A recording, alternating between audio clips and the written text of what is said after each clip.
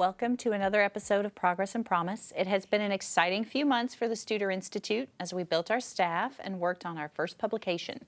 The 64-page fruits of that effort is making the rounds now in the community. It's called the Pensacola Metro Report, and it looks at the economic, educational, and demographic pulse of the two-county area. The report highlights how far we have come since 1970 and how far we still have to go. With me is executive producer Quint Studer. And Quint, tell us a little bit about why you felt it was important to create this baseline for the community. Well, I think, first of all, you have to have measurement.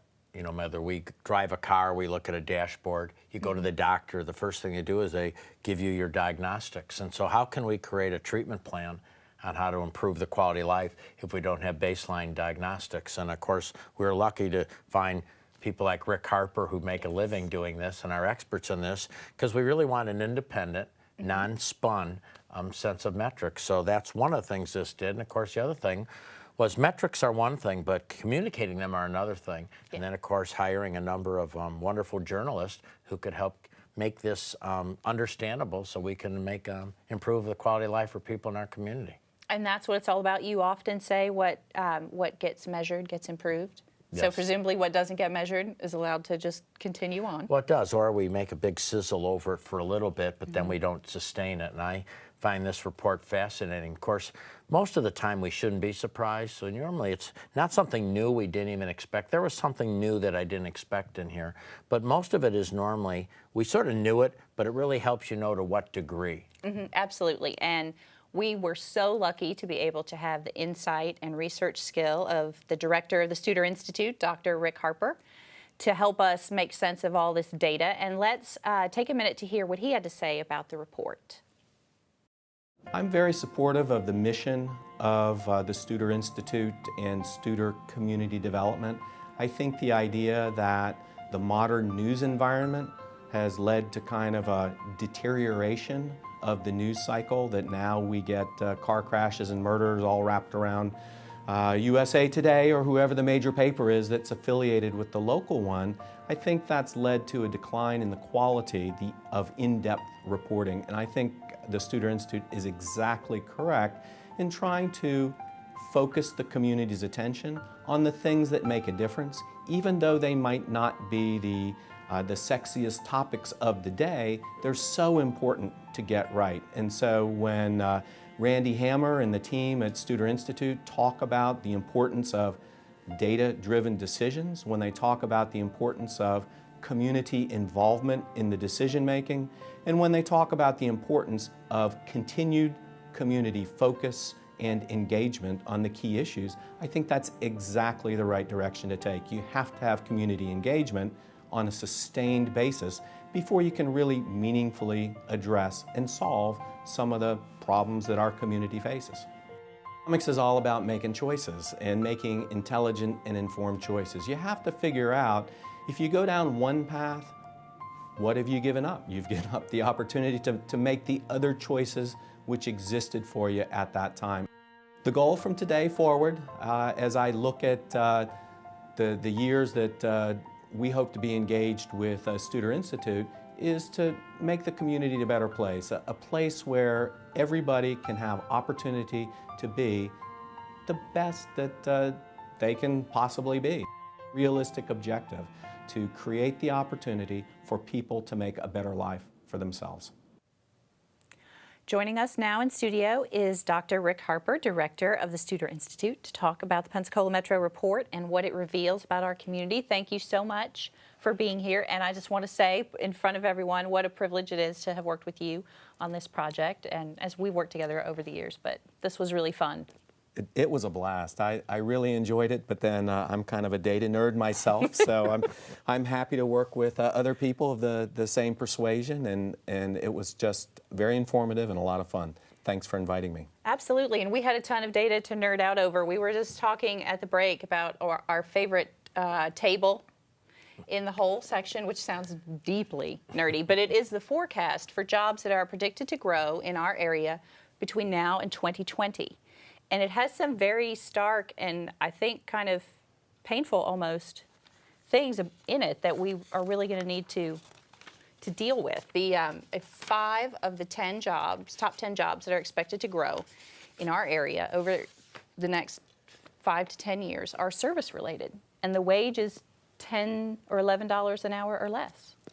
You know, increasingly the U.S. economy is becoming a service economy. Actually, manufacturing in Florida accounts for less than 5% of employment. So it's not the service nature of the jobs per se that is worrisome. It's the fact that our economy has an underlying structure that a lot of the jobs are on the bottom rungs of the job ladder. I mean, some service jobs are great. You can think of highly skilled professions, people providing services, but our top occupations, cashier, waiter, waitress, retail salesperson, those reflect the nature of the business that we conduct. We do a lot of hospitality, leisure, serve the tourism community. We serve the retiree community. And so I'm not a job snob by any means. Those jobs can be great. They can be stepping stones to better things. And we need them because the people that use those services need those people to work in them. But you're right that often they pay a wage that's not sufficient to support a family. So there is an issue, certainly. And some of the other, the way that it struck me was combining that information with data in another section of the report about the prevalence of single-parent households, which are mostly headed by women, and the median income in the area as it's divided by gender. Women in our job market are making precipitously less than their male counterparts, and that's 1, 2, 3 strikes now. We're putting on a big chunk of our population to try to get by.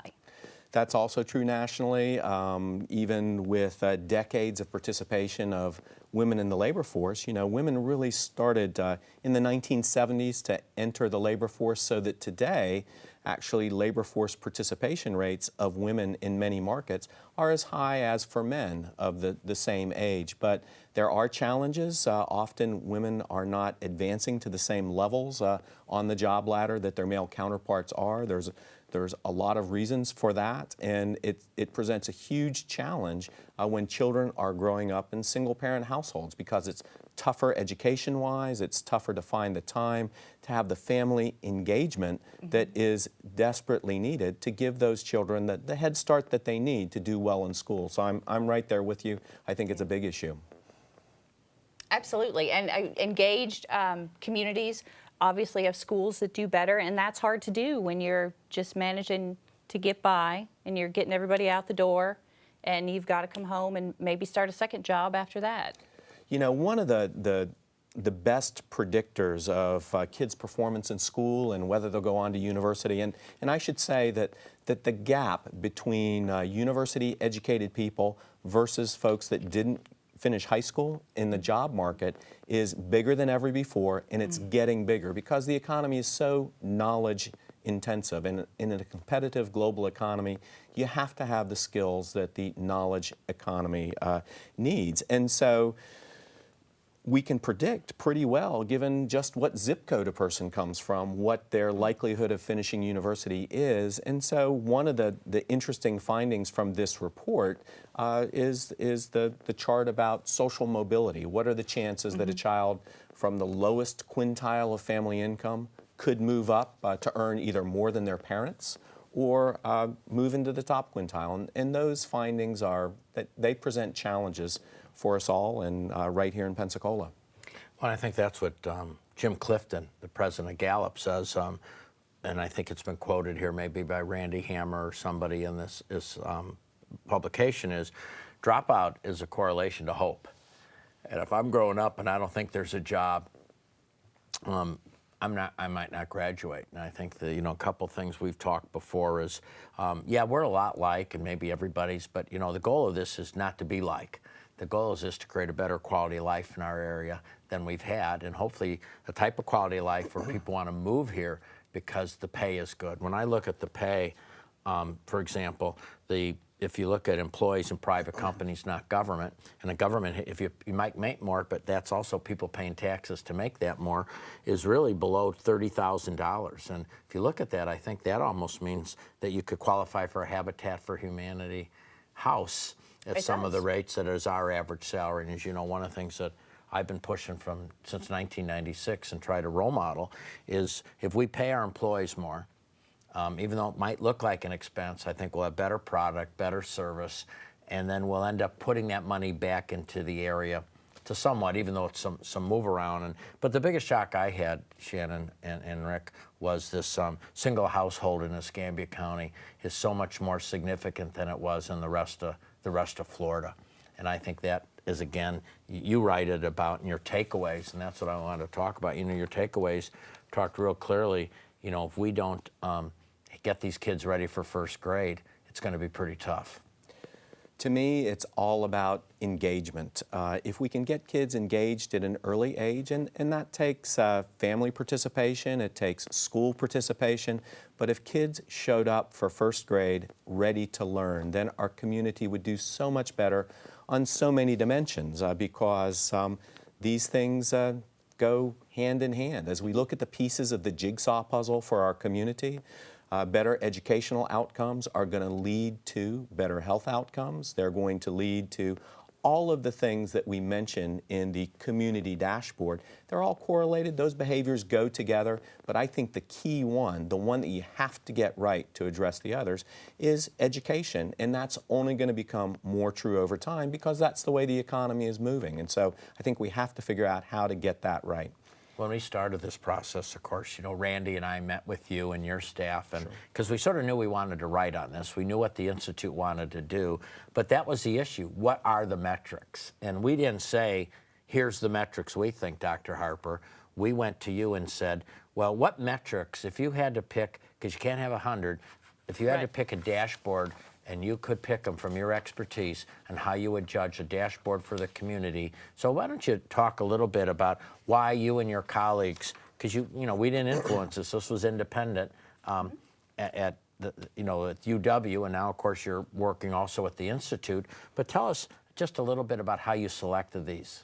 Well, for me, an ideal community indicator has to come from a credible source. The federal statistical agencies, whether it's Census that does the American Community Survey, they do the decennial census on the zeros every 10 years, the Bureau of Labor Statistics, the Bureau of Economic Analysis, they don't release data unless they're certain that it meets the statistical validity criteria that mean that we can use it for decision making, for having a good, solid measure of the economy. And so we've looked at a number of things that come from the federal statistical agencies.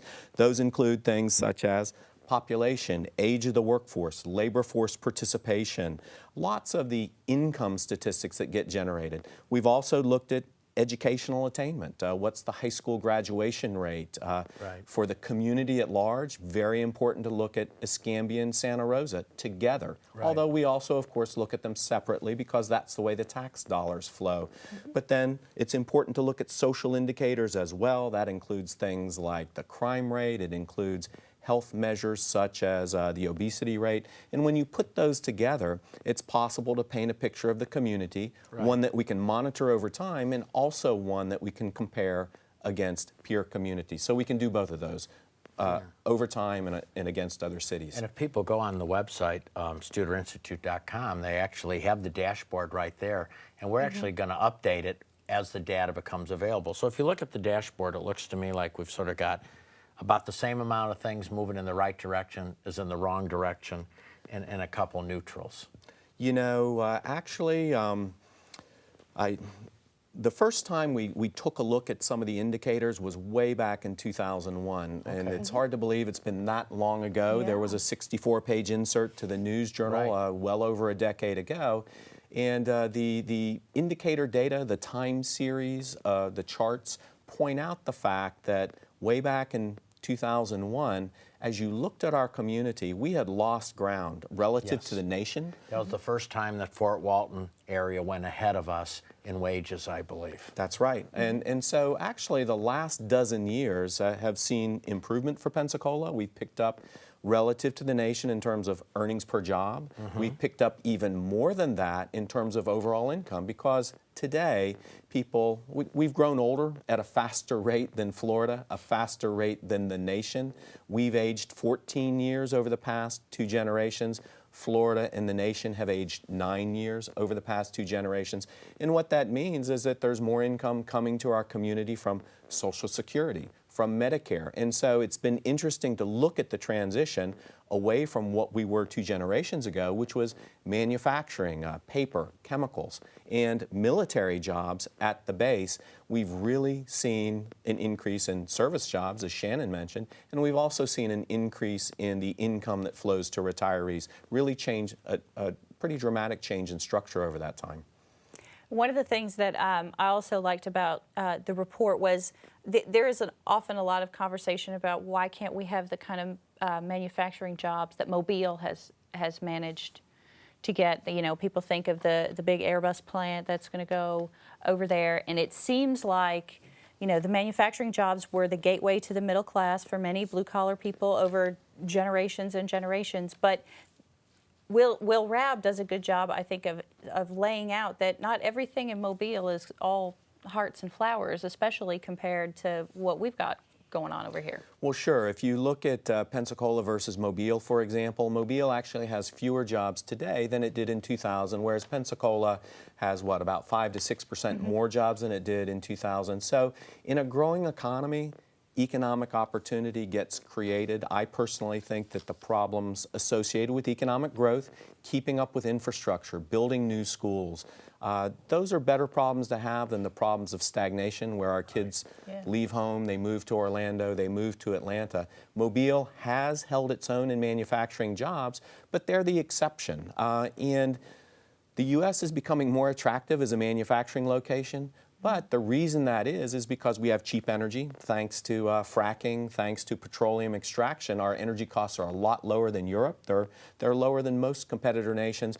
But another reason that the U.S. is attractive for manufacturing is because manufacturing is so automated these days. When you build a facility, it takes relatively few people to run it. That's why manufacturing jobs have declined. Florida currently has about 300,000 manufacturing jobs. In 1990, we had about 500,000 manufacturing jobs. And that's exactly what the picture looks like nationwide. Great jobs, high wages. You need people to show up every day who know how to run the machines, but it's growing more and more automated. And we've got to replace that with something meaningful.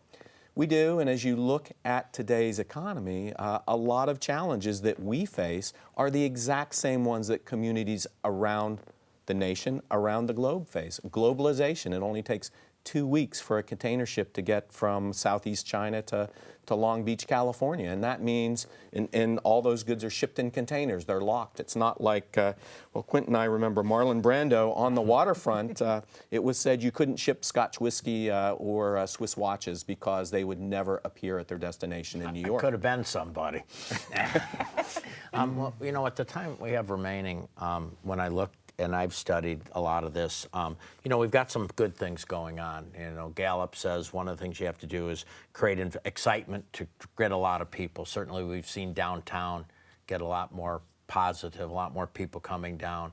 They said you have to retain those companies that are getting people from outside. For example, we know that, you know, App River, Avlax, Studer Group, and MCare, when they move downtown in the new building, there'll be 250 employees moving downtown with jobs way above the average. So I think there's some really positive things going on in our community. But as you say in your takeaways, you know, we've really got to, one, keep retaining those employers who do get those jobs, because other people are trying to recruit them.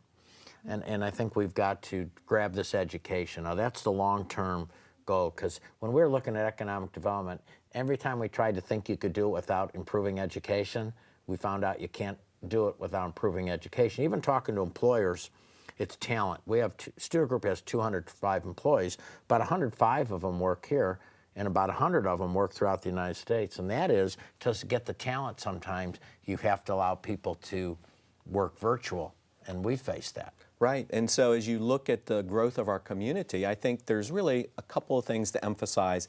In addition to education, we have to look at quality of life, quality of place, and so that's why a vibrant downtown is so important, because it makes people want to experience our community, makes them want to live here. And the other thing that's so important is critical mass. If we're going to attract software developers and network engineers, then they have to know that even if the job with Studer Group or whoever it is, App River doesn't work out, that there's 10 more companies in town that they might be able to work with. And a company, in order to come here, has to know that if one employee doesn't work out, there's 10 more employees with those same skills they could hire. So critical mass is important. Ken Ford used to always say that. For him to attract talent down to IHMC, he needs them to come and see a vibrant downtown so they can picture themselves living there, playing there, and so on.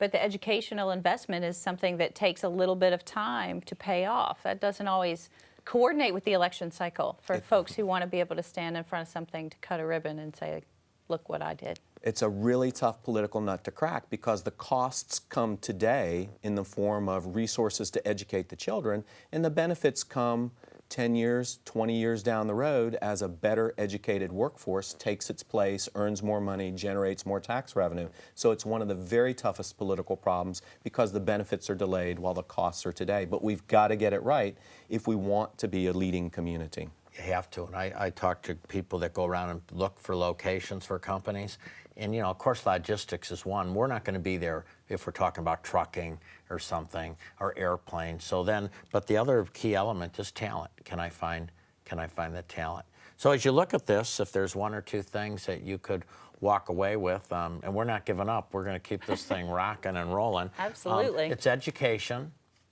Education and that quality of life. It is education, and I think we have to do a great job in the K through 12 system. You know, higher education is actually a big economic driver. It's important to have great quality workforce training programs at Pensacola State College, and it's important to realize that every tuition dollar that comes from a student who grows up in Miami-Dade or Orange County, Florida, every tuition dollar they bring to the University of West Florida, money. That's new money. It attracts a matching dollar from Tallahassee, and then that creates today's economic impact as that spending occurs on faculty and staff, but it also creates tomorrow's workforce. And so education is important in lots of different ways. Well, that leaves us a ton to talk about even more. We could go on and on, but we need something to study for the next installment. We do, so let's study let's save it up. education. Let's get on to that. All right, well, thank you so much for being with us. And everyone, please make sure if you have not seen the print version of the Studer Institute report, please go online at studerinstitute.com. Not only is all the same material that's in the printed publication there, but there's extra videos, charts, all kinds of goodies. So please go there, and we'll be right back.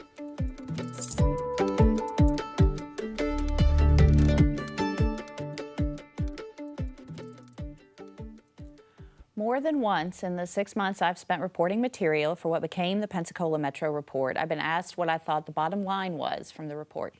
The bottom line is that we have to do better. Back in 2001, the Pensacola News-Journal and the Haas Center looked at how the two-county area had changed demographically, economically, and educationally since the 1970s. As manufacturing jobs, the gateway for the middle class for many folks, began to fade, we felt that. As earnings from labor declined, we felt that. As BRAC shrunk the footprint of civilian jobs at local military bases, we felt that, and it stung. 13 years later, as we update the findings from 2001, we've gained back some of the ground we lost in wages, but not all of it, and certainly not as much as Fort Walton Beach, our neighbors to the east. The source of our income has changed too. Where we once got more of our income from labor, now we get more of it from transfer payments from the government. The jobs we have retained and grown are typically in the service industry. 5 of the top 10 kinds of jobs we're predicted to see more of by 2020 are service-related, with an average hourly wage of $10.80. They require short-term on-the-job training or some non-degree level post-secondary education. We have 11% as many software developers as we would have if our job market matched the national market, and 21% of the information security analysts. If you lined up 10 Escambia County school children, chances are 6 of them would qualify for free or reduced price lunch. About 20% of our 5-year-olds lack the skills needed to be ready for kindergarten. We are diabetic, overweight, and smoke at higher rates than our peers in the state. That, friends, is not good business. But I found something else that is important to note. We can find ways to make it work, to change the outcome. Mike Thorpe did it at Milton High School, leading a team that took a school from a D to an A, in a school where half the student body qualifies for free or reduced price lunch. The graduation rate at Milton High is 82.7%, 3 points better than the Santa Rosa County average.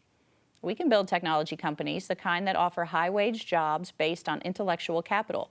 The IHMC does it. The Institute, whose work focuses on robotics, has spun off its first company, Robotics Unlimited.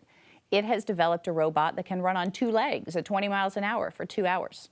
Upriver started with a handful of employees and now employs more than 200 people with a headquarters in Gulf Breeze and offices in Switzerland, Atlanta, and Austin. We haven't had the large-scale success that Mobile has had in drawing manufacturing companies, but we are poised to exploit a niche in the market related to offshore oil and gas work that is bringing jobs into the community and investment into the Port of Pensacola, something you sure couldn't have said 10 years ago, which means that we can do it. We can do better. We can improve this community. We can take the advantages we do have, our beautiful natural and historical resources, our proximity to a growing offshore exploration industry, our lack of state income tax, and work them. We can teach poor kids. It may take more effort and a different level of focus, but it can be done, and we don't have to go across the country to see how. We can build an economy, an education system, and a quality of life that allows for people at all stages of life to learn the skills they need to find meaningful work. We have the tools. We just need to use them without worrying about who gets credit for it at the polls or whose side of the political boundary it comes on. Thank you so much for joining us. Please follow us on Facebook and look for more from the Pensacola Metro Report at studerinstitute.com. Thanks.